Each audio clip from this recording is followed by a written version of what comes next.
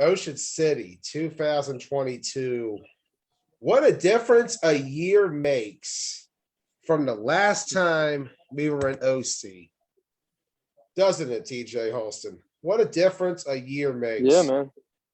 Yeah, man. It's been a say it's been an okay, solid year for us. We're looking forward to getting back out there in OC, man. It's been a fun year. Looking forward to some good football. You know what? I'm really looking forward to it as well because let's talk about that difference a year make. A year ago at Ocean City, you guys had those two Saturday pool play games. First against the Yeah. Misfits, which our own Keith Giles, he was out there filming that one. He'll be out there this weekend as well at Ocean City filming some games. Um, it Yep. was 41-20 in a game where the Elite Rebels came out very light, very disarrayed.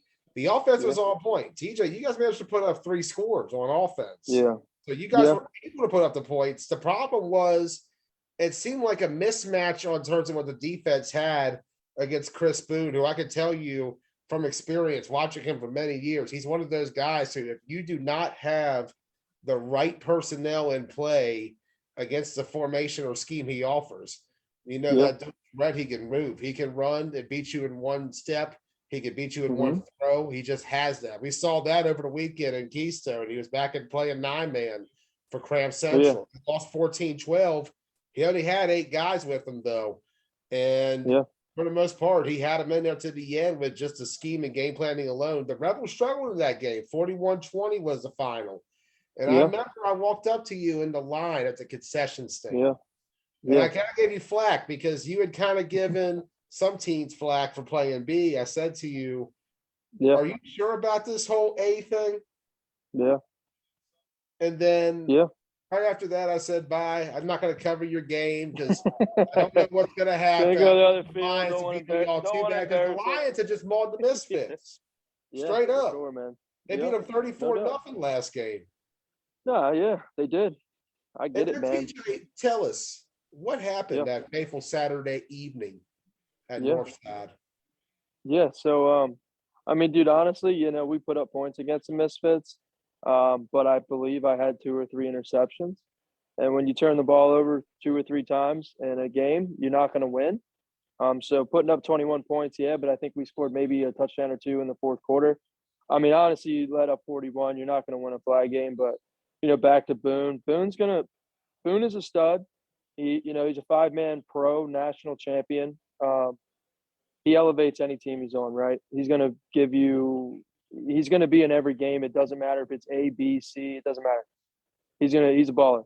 But, the biggest difference I think for us was just the fact of, we went down 14-0 against the Lions, right? The second game. And, it's just a fight, man. It's just a fight. It's the fight. It's the learning, the confidence, and your guys making plays. That's really what it is. And once you make a few plays in a row and know you can hang with those guys, I got some really good players on my team, and I got some confident players, and I got guys that I really trust in, and guys that I've really grown with the last year. So, that day we were able to tie it up. I mean, it was 30, I think it was 36-34, 35-34. We went for 2. We didn't get it, but at that point we were like, I mean, we can hang 34 on the Lions, man. I mean, we can do this shit. We got to shore up some things on the defense, but we showed up on Sunday and we knocked the rollers out. So I think from there on it was like, we can do this shit. But I'm going to give props to Scott Reynolds. I want to call out Scott on this one because me and the captains, like some of them, like Sed and them were always wanted to play A, right? Sed, Fred, they always wanted to play A. Me and some of my other teammates, we wanted to play B. We were like, dude, why are we playing A? Like, we just lost in the first round to Baez and Nationals. We have no reason playing A, right? And Scott was like, we're playing A. Like, Sed and them want to play A. We're playing A. And I'm like, okay, whatever. I'm not going to argue with it. Fuck it. We'll do it. And, That was the when thing, you though. At the time, everybody was looking to make that jump. And Sed and Fred, they had just came off Anarchy, and that had gone downhill. And a lot of it, to me, that hurt Anarchy was quarterback play. That was the one thing that team seemingly never had when I went to see them out in tournaments. whether it be a Capital Classic 2019 or even Worlds 2020, where they ended up getting blown out by the Punishers, the Gladiators, and ADR in 3 games without making Sunday. And you see what a difference now, almost 2 years later, makes when you put a starting quarterback of the caliber of a TJ Holston, who in the years since that Lions game, we talk about the rivalry with the high rollers. What started at Ocean City last year on day 2, CJ versus TJ, that 36-28 battle that you guys had out there. Yeah, man. That was a fun game. That was a real fun game. I mean, quarterback play, man. I mean, it's football, right? In any level, from NFL to fucking high school, the best team usually has. I'm not saying me. I'm just saying in general, the teams like you only can go so far as your quarterback. I mean, your quarterback you're either going to win games because of him or you'll lose games because of him. And we've lost a lot of games because of me. So it was a point to where I had to turn my fucking game up, or I may have not had a team much longer. So, I just try and play my role, man, and just get the ball in the damn end zone. If I don't do that every single time I have the ball, I'm not doing my job. And that's the way I think. And that's the one thing you've done best this year is drive after drive, finding ways to keep the elite Rebels in the game, no matter what mistakes you may make along the way, no matter what mistakes your teammates might make, no matter what the other team does on the other side of the ball. We've seen you in shootouts win games. We've seen you with only 13 guys around you and win championship games against stacked A teams playing with their guys. Yeah. We've seen you go out there and win tournaments. The biggest step a year later after Ocean City was playing the Lions again in that XFFL April Fool's Championship game we had 3 weeks ago. We just actually posted that one today. Here we are 3 weeks later. Now you come in with the Strong Island Bulldogs, the Misfits, the Scorpions, and Dream. 4 very familiar opponents. Of course, we talk about it, Strong Island. You guys just faced off against them last month. Or not last month, really just 3 weeks ago. Not even 3 weeks ago up in Jersey. So here we are 3 weeks later, the turnaround game. Can the Bulldogs come out and get the best of you? Your thought of Strong Island coming into this weekend? Yeah, I mean, I mean, with them, man, it's like, I mean, not a whole lot to say about them. I mean, it's Strong Island, right? It's Bulldogs. It's a national championship team. I think in 2019 they've had one of the best runs, ever in 9-man flag football.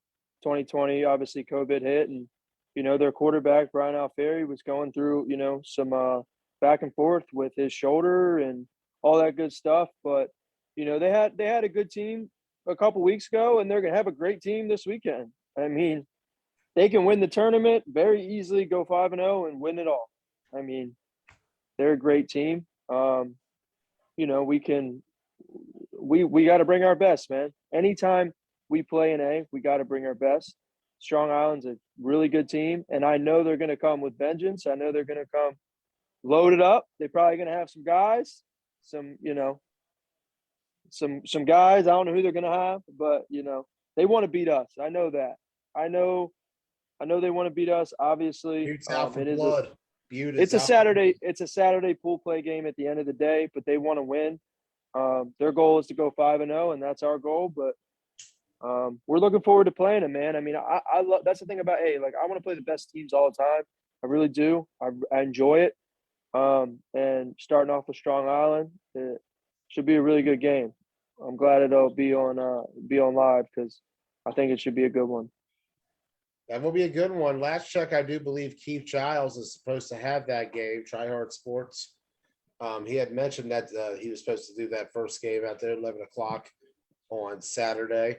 Also in the tournament, Scorpions, a team that you guys have faced off a lot in the last year, but they are not exactly the same Scorpion attack that we had seen in recent years. But here there's a lot of changes that's been going on behind the scenes of the Scorpions in that offensive front. Yeah, I mean, dude, I'll be honest though, that defense they have is really good. They have a really good Yeah. secondary. They have great pass rushers. Their secondary plays really well together. I know all those guys over there, and their quarterback's Maurice Lowry. I mean, It's he is Maurice Lowry, who probably won the MFFL championship back in October. exactly. I mean, he is literally a top 5 probably athlete in 9-man flag football, and he has the ball every single time. And they have Otis. That's a really good team. That's a huge. Ooh, okay. That's a really that's. It's been a while since I've seen Scorpions. I've been a little out of touch from what they've been doing. I haven't seen them since the MFFL tournament. That's a really good team, man. And I know they're it's not a far drive from them. They got a lot of older guys, but they got a lot of good vets. They've added some young talent. It's a good team. It's a good team. They have every player on their team could go both ways. That's the That thing. defense of theirs has been a major highlight for them over the course of the last few years. Like you go back to some of the performances they've had at tournaments and even championship games, like that aftermath championship game at OMFFL where it was 0-0 the whole way through. Yeah. And despite giving up a score off of one play, they held strong that entire game. Same for a lot of circuit games all last year. They were one of those teams that would shut down a lot of opposing offenses, but they did not have enough points to put up on the board, which was the difference for them at a lot of different times. Like we go back to that Nationals team back in 2021. They only gave up a field goal to 7-point spread. They were the only team to give a point to them at Nationals, and that was a field goal 7-point made on their opening drive. Yeah. Scorpions shut them out otherwise. Gladiators, they held them to 6. Takeover, I believe they held them to a score as well. That is the best defense, in my opinion. Like, I Takeover? mean, no. Okay, sorry, I just said Takeover. Scorpions. Making sure. Yeah, no. Scorpions, like honestly, Scorpions dude, like they're they're good. Back to the playoffs at Owings Mills last season. Rampage, they were tied at 0 going into overtime in that game. And Maurice Lowry stepped in for Proc. He came in OT. He got the game-winning score. And then against the Misfits, they held the Misfits to only 7 points in that championship game. They put up 3 scores. Lowry overall, 29 points put up in a span of OT and 4 quarters of play against Rampage and Misfits back-to-back, who both of which had some really solid defenses last year. Yeah. I mean, dude, he's like Lamar Jackson. Like, I don't mean to make a comparison, but like, he's fast as shit. He's so elusive. He's hard to pull his flag. He can extend a play, and then he can throw it 75 yards. I'm not kidding. And like, he can literally throw the ball 75 yards. He's got the strongest arm of any quarterback in 9-man. And I want to say, and I might be wrong, my memory gets a little shot sometimes because I see so many games. I want to say he is the one who stepped in at Nationals in 2021 against when Proc had stepped out and they were trying to figure out a quarterback. He stepped in against Glads, I believe, and put up 3 scores in that game. Yeah, I'm sure. No, I mean, that was him in that one. They're good, man. They're good. They're a badass team. I play 8-man with a lot of their guys too, man. They got a good squad. I mean, we've had 2 championships in the last 6 months. York and the April Fool's tourney, and Leland, and Deontay. Those 3 were on our York team, and then we had a defensive lineman from Scorpions on this team. They're all ballers. They're ballers, man, and it'll be a good game against us. Us and them the second game too. I'm looking forward to playing them. I'm really excited to see how that game goes, and especially if you end up seeing that on day 2 as well. That is going to be a shootout for the ages, or even a defensive struggle. We don't know. That's how good these A teams are right now. They are well-balanced attacks where you could see defenses that can come out and smother other offenses, or offenses that come out and put up hella points because of the fact that they're just on point. It's just a matter of where your energy is that day and a matter of what kind of game you get. And we've seen what the Rebels, especially along with the Scorpions and the Misfits, that this region has gotten a lot better. PME as well, give them credit. Remember, They are technically the regional defending champions of a regional tournament in this area. Yeah. They went out there and they won Capital Classic last year. You remember the day 2 game? But you guys yourselves were a little light on that day 2 game. Those 8 a.m. We were games, very light. ones that killed you guys the most last year. We were very, yes, we were very light. I mean, it's not an excuse, but I mean, I was playing DN. I mean, literally, we were very light. We were very light. I mean, and that was a big thing for us. I mean, that was a turning point. I'll be honest.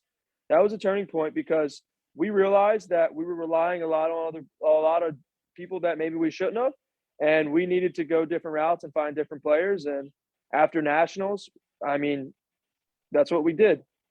And I think you're seeing the results of that, because the biggest thing in this shit, honestly, when you're doing it on a level we're trying to do it at, is commitment. You got to find guys that want to be there at every tournament, want to do the right things, want to get their hotels, and want to show up and play ball. And that's literally the hardest thing. Like, managing a team is literally the hardest thing. Like, and keeping it together is fucking hard. And when you have an 8 a.m. game and you have 12 guys against PME, everyone lives in DC, they have 25. It's like, okay, like we need to try and find some different people, so hopefully down the road we'll get to play PME again. It's tough because not a lot of teams are on the same page of one another. We saw a lot. The biggest issue that kills teams is a lot of teams cannot make these 8 a.m., 9 a.m. games, and that's on them, though. You got to be responsible. I remember I was at AC last year. Steel, day 2, they came out for their 8 a.m. game, and they only had 8 guys, none of which were playing in position. They played Dirty Birds and only had 8, and they had to call that at 28-0 in the first half because it wasn't competitive. They didn't have anybody who was playing in position. AC was the exact same shit Sunday morning, first game Sunday morning. They only had like 8 guys. I think they had 7. That's been happening a lot. Charm City had that issue as well, but a lot of it is commitment. There's a reason why a lot of teams are playing early that day, though. Yeah, for sure. Day 1, guys might not be up for it suddenly. I mean, honestly, if the games weren't late, that 148 athletes would have had to forfeit. I'm just gonna be honest. They had 2 guys when our game was supposed to happen, but because it was delayed, all their guys showed up right at halftime, and our game was 45 minutes late. Oh, geez. And it was at like 12 o'clock. So had it been on time, So I mean, it's that's definitely the hardest part. But anyways, back to what you were saying. I mean, I think in our region, man. I mean, collectively, I think we have the best region of 9-man flag. I mean, people can argue it, say the North, but like, I mean, I would take our region pretty much over anyone. DMV. I think our region has grown a lot since the pre-COVID era around Worlds 2020. Because you go back to that was the last full 9-man year prior to last year. And that year, that was when it was ADR, Anarchy, Bullets, PME was traveling in A. Rampage and AFN went over to play A. Aftermath was around at the time still. And then in that time, it seemed like we could not compete very well with a lot of the northern teams in A play. Yeah. We talked about it. The Elite Rebels were the first DMV area team to win a tournament outside of the region in the A bracket since 7 Point did it back in 2018 in the national championship. Yeah. And that puts a lot of things in perspective when you think back on that. Now, don't get me wrong, there's been DMV teams that win A tournaments, but that's all been in local play. Yep. It's not been on the national level. Yeah. Yeah. No, I mean that just, game is growing. People are, like I said, man, it's just, recruit and get the right people. People want to play A. People want to play better competition, and people want to play with a good program. And I think that's kind of something we've built. And people have fun, and we just try and show up Saturday, Sunday, and ball out and try to get a trophy, try to get some money, so we don't got to pay for everything. We can let the wins pay for it. Oh, That's what it's all about, man. yeah. I think It it's makes it easy. Yeah. I think it's going to be a good time on that A field, especially because you're going to have all 5 teams at the field together hanging out. And I always say the best kind of tournaments are the ones where all the teams sit there and watch all the games. They hang out on the sidelines, and it just becomes one big sit-in because you sit and think about it. This is going to be one of many tournaments throughout 2022. And you're not going to really get to do this at, say, an AC, where they're going to get a lot of A teams from what we're seeing right now. So, that's going to be uber competitive by that point. That's going to be a major. Yeah. Same with Charm down the line. Same with Atlanta, even. Atlanta's getting a lot of momentum right now. I'm glad to see you guys sign up for Atlanta. Yeah, I just hope it's a good enough, I don't know if they're going to do one division, but I hope they do because, I don't know. I hope they just come to grips on that, maybe one division thing. But let's talk about it. What do you think of one division? Because you've played in Clash of York, which every year you've been in there, it's been open bracket. So during that time, you go back to being with BC Elite. You guys played against Aftermath, an A team, on day 2, 2020. 2019, you guys went out there and you played against B teams in both Baez Auto and against Rampage. And just this past year of Elite Rebels, you had an interesting mix where day 1 you had Baez Auto and Primetime, which are 2 radically different teams. Mm-hmm. Talk about the difference you experienced playing Primetime on that Saturday game and then turning around to play Baez right after. Yeah, I mean, Primetime, younger team, there's a lot of good, talent in that area, but I mean, a B team, right? But I mean, it is what it is, right? Yeah. It's football. It's football. It's football. Yeah. We might have beat up on them a little bit, but Misfits whipped our ass in Ocean City. Exactly. You know what I'm saying? I mean, the Rollers have whipped our ass before too. Because the biggest argument I had always heard from directors in my time being down here in the DMV was that you don't want a team to get against some team that's way better than them. And I think I had this conversation once with a director who had compared, let's say a main event came down and went up against a team like Southside on day 1. Or even in another case, say it was the Strong Island Bulldogs against the Killer Bees. Yeah. And say it was a 40-7 blowout, and then day 2, which we saw with Primetime. Primetime's guys skipped the tournament on day 2 to play in YFL Hanover. For sure. Yeah. And so I think that risk too. Yes. No, and I agree. But the directors make the schedule. I'm not trying to I'm just talking off my head, but the directors make the schedule. So in a way, it's okay, if you have a lesser B team, let them play a B team and let them play, maybe a lesser A team. Don't put them up against main event and Bulldogs. You're making the schedule anyways. If they can't compete with them, then don't do it that way. And then maybe Sunday you have a B bracket. But what my suggestion is, one tournament, have it 16 teams, invite all the best teams A and B. So you have the Ducks, you have, PME, you have Rampage, you have the top 8 best B teams, you have the top 8 best A teams. You put them in a bracket, and that's the fucking tournament. Whoever wins $4,000. That would be a sick tournament. What you're proposing sounds a lot similar to the state/nationals format that they used to have in this region back in the 90s. Scott might be able to give you a lot of perspective on that, because Scott was around back in that time period. Because that was the main way that they played this area, was that I think you'd play to that, and there was a big tournament you got invited to based on performance. Exactly. I want to see a March Madness set up. Something like that. Something middle of the year, like an East Coast Nationals type thing they do in 8-man.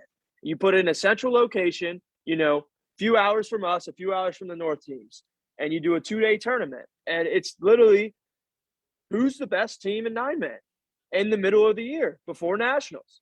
And it's And one you of those, just yeah. you got to get invited. If you don't want to come, okay, we'll get another team. But like, you know, that way you can like to see that. I would like to see an stack your NCAA tournament-esque setup there where you're invited stack based your on your team. performance. Yeah. Stack your team. Have 2 teams from MAFLCOM. Have Yeah. AFN and PME. PME is going to bring their guys. AFN, get all the great guys from your team and every other team in MAFL. Elite Rebels, main event, Bulldogs, you know, Ramp, whatever. Just put your best together. Long Island Ducks, Demons, and just go play and see what happens. Because at the end of the day, it's football. Facts. And we've seen it. You saw it in those York tournaments that B teams and A teams, there were competitive games there. Remember, the Elite Rebels were the first A team to win Clash of York. The previous 2 years, that tournament was won by the Renegades and Rampage. Yeah. The Rebels were the first A team to actually win the York tournament. The years prior to that, it was an all B final in 19. Yeah. It was Aftermath losing the Renegades in 20. And Renegades actually beat Scorpions before that. They beat 2 A teams back to back to win that championship. I think anything can happen when you line it up. Especially I think so too. You don't cross paths with other teams very often. Right. I mean, the only team, like, I think, like, main event is a really fucking good team. Like, that is the one team where I think is like above and beyond better than everyone. If they bring everyone, they are a great team all around. But I think, played against all of them, man. And I just think there's teams in our area that can compete with them. They're just not giving themselves a chance because they think they can't compete because they don't have linemen. And I understand that. It is a big part. And I'm biased because I have my O-line is awesome. It's it's awesome. I mean, if it's not the best, it's a top 2 O-line. It's might be the best. I mean, after Jersey, it's the top O-line. But I'll be honest with you. I think what helps you is the fact that you've had the experience in both the high level of A and high level of B. You know, your career goes back to the Maryland Bullets almost 5 years ago. So you had a chance to see 9-man in that time frame as well. Yeah. And you had to see the competition in both A and B play during that time frame. And on top of that, you got to see the high level of success in B bracket. Remember, BC Elite was a semifinalist in 2 tournaments in 2019 prior to COVID. For sure. And then 2020 and 21, the A run. And I think once you're able to see that high level of play and you find success in it, you become more confident. I think a lot of guys get nervous because they don't want to take the risk and fail. Yeah. And I think a lot of other guys get nervous about their age. They get nervous about matchups. They worry about, can we really compete at a certain point? Right. Yeah. And I think other guys, though, I do believe there is a space for recreational play. Recreation play, I am a huge advocate for the rec level. Yeah. It should exist because you are not going to create talent for the next generation without the rec level. That's where the talent comes from. I agree. I think you need a complement. But I agree. The solution, in my opinion, all this is that you have a lower cap for B. Cap out B at a lower number. Yeah. Make A have the same amount. People will sign up or more. Got to do what you got to do. Yeah. But at the same time, you're not going to tell anybody what to do with their money. For sure. 100%. 100%. And 9-man's in a good spot, man. I mean, A, B, whatever. You know, it is what it is. It is what it is. You know, everyone's going to come. They're going to play. They're going to show up and play whatever style they want. It sucks to see, you know, when Virginia Beach had 15, 16, 8 teams, and now it's like 6. It's like, well, fuck. Well, it's crazy because if I actually look at another post from about 6 months prior at Nationals. Nationals B bracket only had 16 teams in it. A bracket only had about 8. Right. Yeah. Or 12. I had 12. 12A, 16B. Like, it's a flux. It's all about growth. It's all about year to year teams. Momentum. Yeah. So much plays into it. Like I could tell you for a fact, 9-man 5 years ago is not the same 9-man it is now. Yeah. It's not even the same one it was in 2019. We started traveling out there. Yeah. No, I agree. Man. Yeah. It's tough to, it's just at the end of the day, dude, it's tough to keep all your guys together with all these teams, Yeah. It really is. There's a lot of teams, there's a lot of guys, and it takes a lot to have a team and to do it consistently. Agreed. Everybody barking in everybody's ear about this, that, and Yeah. I mean, there's a lot, this and that. dude. Yeah. There's a lot that goes into it. Sometimes, you think you're like, holy shit, like, I don't know if I want to do this anymore. I'll just like go and just hang out on a team. But you think about it, it's all fun, and if you're having fun doing it, Right. who gives a shit? Play B, play A, whatever.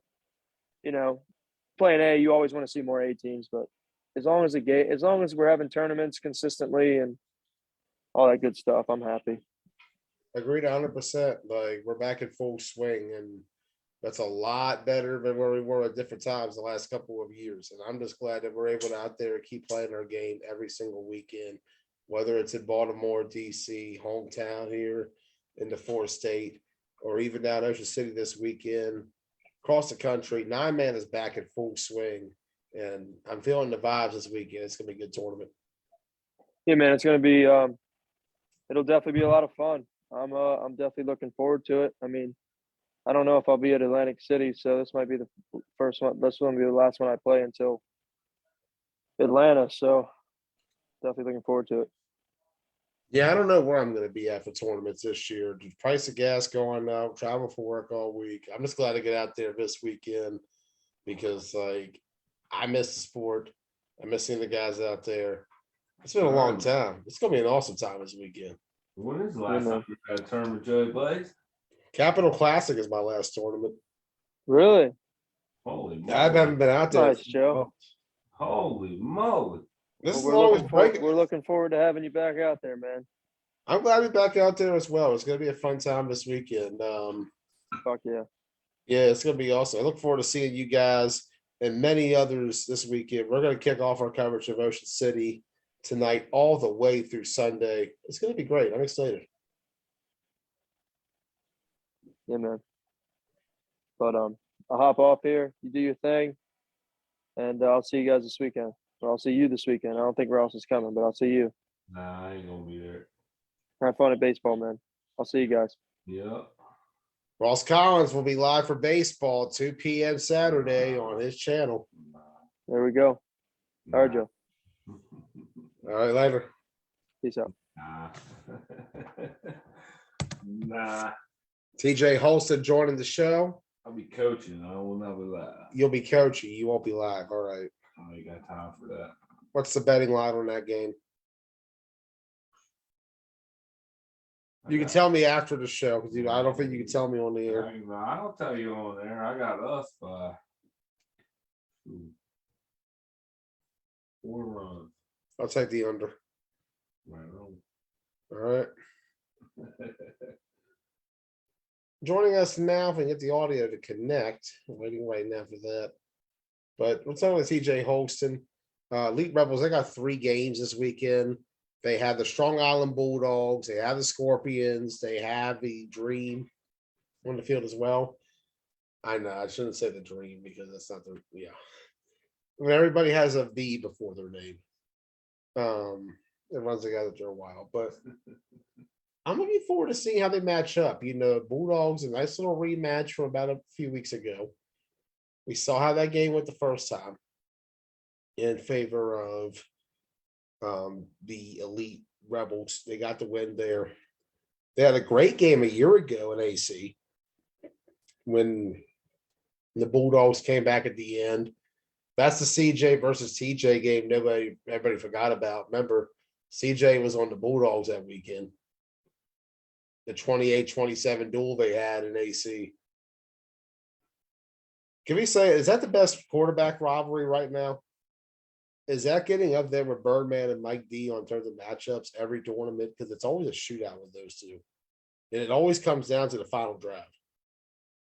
Like, I know it's controversial to say, but like that has to be getting up there with how many Sunday games they've had where it's been those two back and forth to the very end.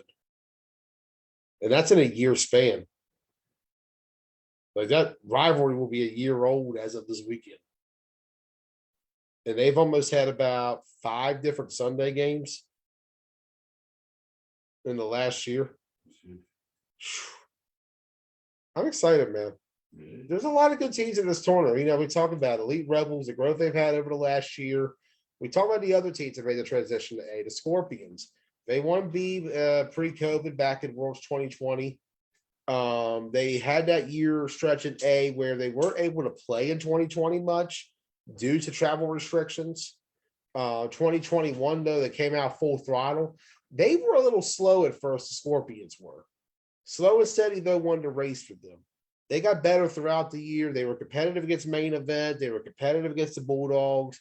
They beat the Punishers. They've actually been getting a lot on the Punishers lately, the Scorpions have. Save for Elite Rebels. Yeah. Those two teams have been owning the Punishers of late. But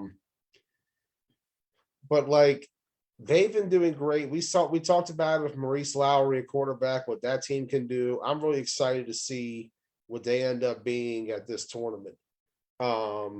You go down the list further, Strong Island Bulldogs. Birdman is supposedly going to be there this weekend. I haven't seen Birdman play live in 2.5 years. I'm being serious on that. Oh, wow. Yeah, so I'm looking forward to seeing him coming out there and seeing how the Bulldogs do. Of course, you also have the Misfits. They came around in the A bracket last year. Remember a year ago, they had a pretty hot start in the A because in the preseason, they went out and got wins on Rampage and Scorpions. Early on, OMFFL League play, they got to a pretty hot start. Day one of OC, they went out and they put up 41 on the Elite Rebels, which is crazy to think about in a 9-man A game, 41 points scored. Jeez. Yeah, that's the most Chris Boone had ever scored in circuit play. Ever up to that point in his whole career. That's a lot. Yeah. And that was a game where I wrote off the Rebels. I wasn't sure they could compete because I had seen what Chris Boone does to defenses like that. And it was with a Misfit squad last year that wasn't exactly on par with the squads they had in other tournaments down the road. Because they got more loaded as the year went on. That team was a little light coming in. They had some good role players in there, but they weren't fully stacked as the teams they saw later on. And then you saw how they did. They struggled with Lions in that second game. But next day they came out. They matched up well with the Lions. They beat the Scorpions. The Misfits throughout the year, you know, we did our ranking system, which I'm going to put out next week after this is done if I can find time. I know you missed the ranking shows. Yeah, your rankings are always great. Yeah. But the Misfits, they had the most achievement points out of any team in 9-man last year. Based on league play and tournament play, the most wins. But they did it without winning a single league or tournament. Remember, they went 0 in championship games last year. They didn't win KFFL. They didn't win OMFFL. They didn't win GCFFA. Tournaments, they didn't get to the finals in any of the tournaments last year they were in. They got to the semis a few times, but didn't get to the championship game. They're a team that can go out and win, but it just seems like they have this one hurdle they haven't overcame yet. And you know, we've already seen the Elite Rebels overcome one hurdle. Is this the Misfits' time? That is a question that I'm wondering. Is this their time? Because I think they're due for something. Good chance of it. Yeah, they're due for something, in my opinion. They got the guys, they got the role players they need. They've been in the grind for so long now, like the Elite Rebels have. I see no reason why they can't win. But let's talk about the 5th team in this. Dream. Dream is a team that has been slept on by a lot of teams in this region. I honestly But thought they they're a folded up. competitive team. You really thought that? I honestly thought they folded up. I mean, they had a rough stretch toward the end. But the thing about it is, they're still together. They're still fighting to go out there and get on the field and put together a squad that can compete. And they're still playing A. And they're going through a lot of lumps and bruises along the way. You know, we talked about TNT/ADR last week. How Damian Cason and company always went out there with no matter what their numbers were to play A. And they were stubborn as hell about that A play. Some people can make that argument to Dream. They could say, why are you guys in A? Why are you going out there playing the highest level of ball, but not being able to win? People can criticize that. People can tear it down. But here's the thing. Because there's an end game. There's a goal. There's a conquest. They want to play the best because they want to be the best. Right. The dream of Dream is to go out there and win. To take 9-man A and by storm, which they have. They have been able to go out there and compete. I've seen them in competitive games of Main Event in Strong Island. They had a tough game with them in AC with Main Event. They had a tough start. But they bounced back. They persevered. They got through it. Same with Strong Island and OC. They only lost by 8 points to Strong Island and OC on day 2. They played them too close. Dream is a team that the biggest thing they need is to get the offense on point because the defense can certainly match up. The offense has not been able to match up, but A bracket ball itself, like I said, the quarterback play and offenses are on a whole other scale right now because of the growth of the A over the last year. Dream is getting it together slowly, but it's a lot of learning. It's a lot of lumps. It's getting through this. TJ Holston talked about it. The key to success for the elite Rebels. Going through all the lumps and bruises along the way, which is what they did and what Dream has done as well. We'll see if they can get a win this weekend. Let's look at the schedule real quick. Had a guest on, but don't have a response right now. Here is our schedule coming up. So when it says schedule, here we go. I'm going to get that on the screen. Sorry about that, kids. Where'd that go? There it is. Here's what we got. Northside Park, 10 a.m. Bulldogs Scorpions. Bulldog Scorpion. Rematch of last year's game at OC. Yeah. This is going to be a good one. I like this one. Birdman versus Maurice Lowry, potentially. We'll see. It's a Saturday morning game. 11:15, Bulldogs Rebels.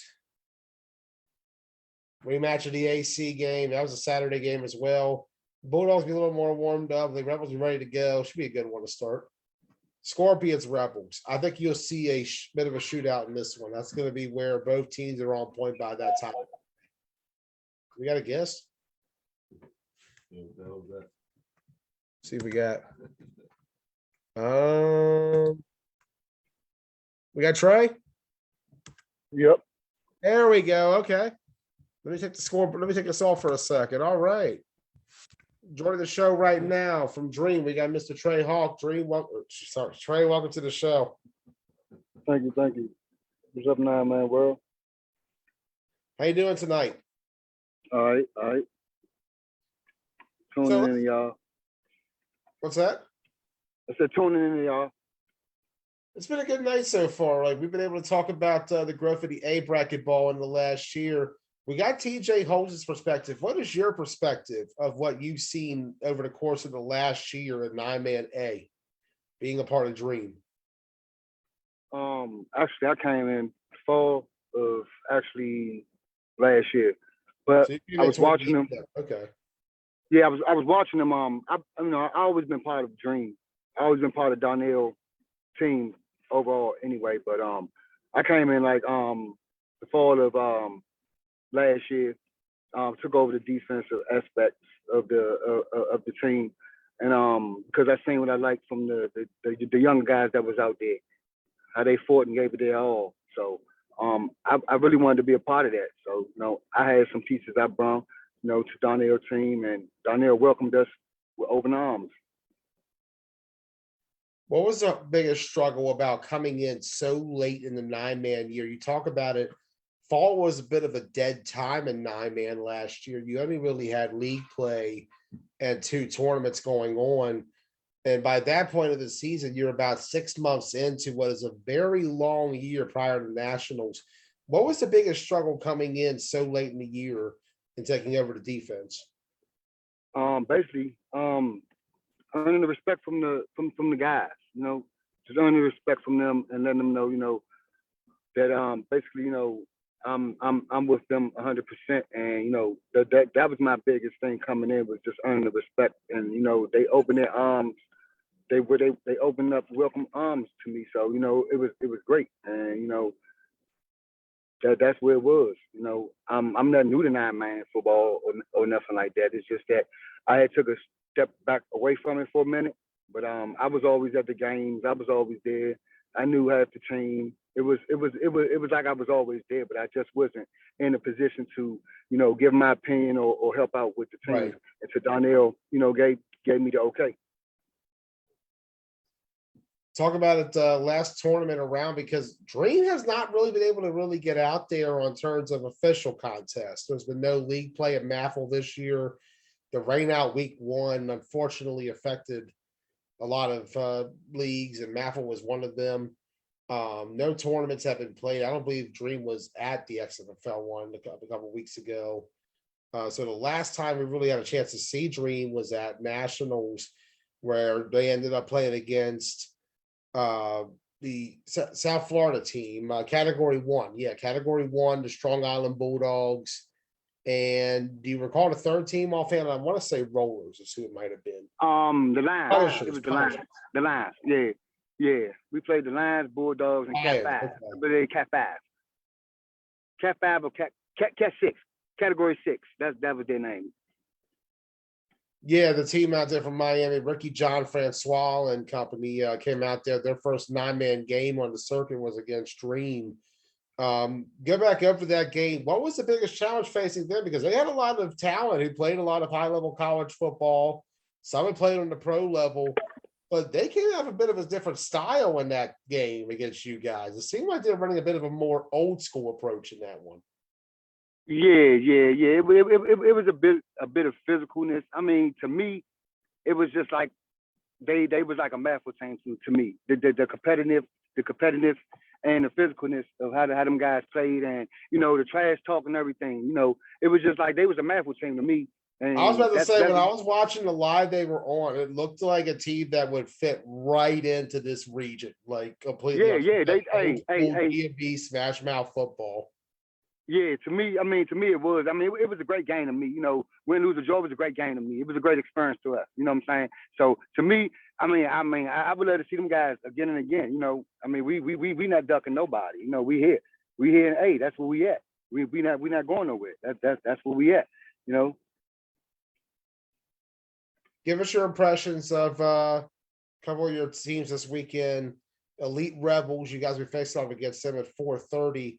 Prior to that, I think you guys have, is it the Bulldogs, I want to say, at 2:00? We got Elite Rebels, Misfits, and For the look at that graphic. Scorpions. It's Scorpions. Is it Scorpions? Okay. Yeah. Your impressions of Scorpions coming into this game?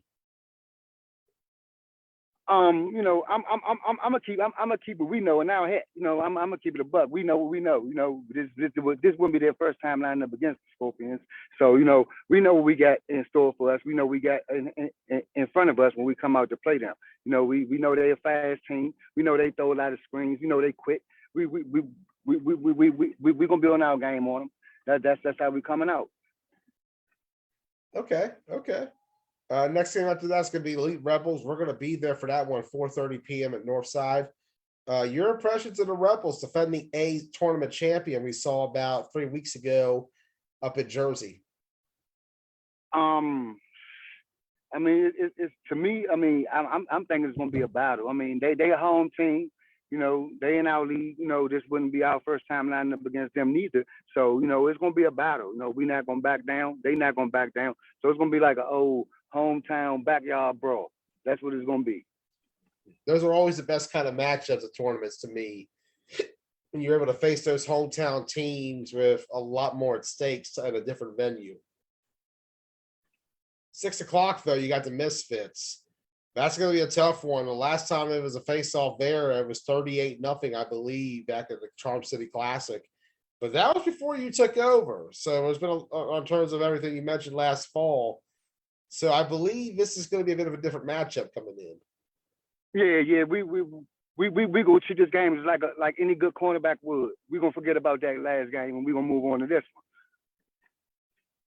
It's definitely going to be a lot different than the last time around. We're going to see where the Misfits are at. I think Dream with the time off, the biggest key to this is going to be perspective. Sitting back and watching all the film from last year and learning from the mistakes, learning from the wins, learning from the losses. Remember, Dream did at its highest height. They competed with the Strong Island Bulldogs in Ocean City. They did come back on main event for a little bit in that game against them in AC, despite the bad start.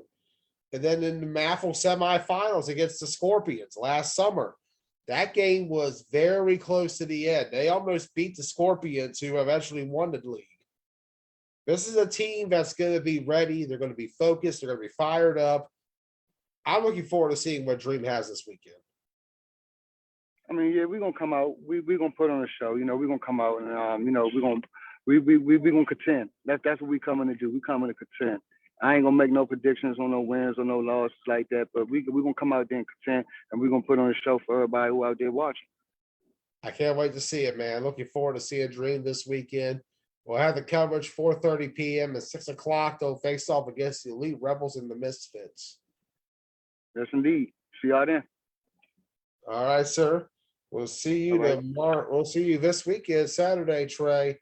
Doubleheader, 4:30, 6 o'clock. Indeed. Dream against the Rebels and Dream against the Misfits. All right. Y'all be easy. I'll see you there.